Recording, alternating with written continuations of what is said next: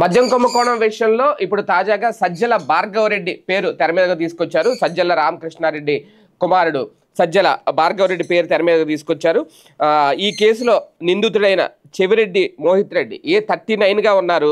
అనుమానితుడైన చంద్రపతి ప్రద్యుమ్నతో కలిసి beam space LLP అనే సంస్థలో సజ్జల భార్గవరెడ్డి డైరెక్టర్గా ఉన్నారు అనేది తాజాగా సిట్ తేల్చిందట. వైసీపీ హయాంలో 2021 డిసెంబర్లో ఈ కంపెనీని స్థాపించారు. మద్యం ముడుపుల సొమ్ము రూటింగు అలాగే నల్లధనాన్ని వైట్లోకి మార్చడానికి ఈ కంపెనీని వినియోగించారు అనేది సిట్ ప్రాథమికంగా గుర్తించింది. మద్యం కుంభకోణం కేసు దర్యాప్తులో భాగంగా చెవిరెడ్డి భాస్కర్ రెడ్డి A38 అలాగే చెవిరెడ్డి మోహిత్ రెడ్డి A39లను కంపెనీలు అలాగే సంస్థల్లో సిట్ అధికారులు సోదాలు చేశారు. చిత్తూరు, తిరుపతి, హైదరాబాద్లో 12 కంపెనీల్లో ఏకకాలంలో ఈ తనిఖీలు అయితే జరిగాయి. అయితే ఇక్కడ కీలకమైన అంశం ఏంటంటే ఇప్పటి వరకు ఈ మద్యం కుంభకోణం వ్యవహారంలో, లిక్కర్ స్కామ్ వ్యవహారంలో మిథున్ రెడ్డి అరెస్టు అనేది అక్కడతో ఆగింది. చెవిరెడ్డి భాస్కర్ రెడ్డి గారు అరెస్ట్ తర్వాత మిథున్ రెడ్డిని అరెస్ట్ చేశారు.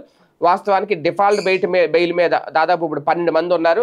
రాజకేశ్ రెడ్డి దగ్గర నుంచి మొదలెడితే వీళ్ళందరూ బయటకు వస్తారు అనుకుంటున్న టైంలో మళ్ళీ ఈ కేసుని హీట్ ఎక్కించే ప్రయత్నం అన్న చేస్తున్నారా అనేది ఇందులో భాగంగానే ఇంకా లోతుగా వివరాలు సేకరిస్తే ఇప్పుడు ఏకంగా సజ్జల భార్గవరెడ్డి పేరు తెర మీదకి వచ్చిందా. ఆల్రెడీ ఇంతకుముందు సజ్జల శ్రీధర్ రెడ్డి ఒక ఆయన ఉన్నారు.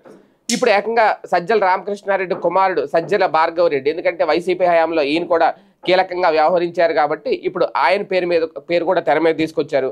అంటే లిక్కర్ స్కామ్ వ్యవహారం అయిపోలేదు, లిక్కర్ స్కామ్లో ఇంకా కీలక వ్యక్తుల్ని అరెస్ట్ చేయబోతున్నాము అనే సంకేతం. ఇప్పుడు మరి సజ్జల భార్గవరెడ్డిని అరెస్ట్ చేస్తారా, నోటీసులు ఇస్తారా, ఏం చేస్తారని చూడాలి.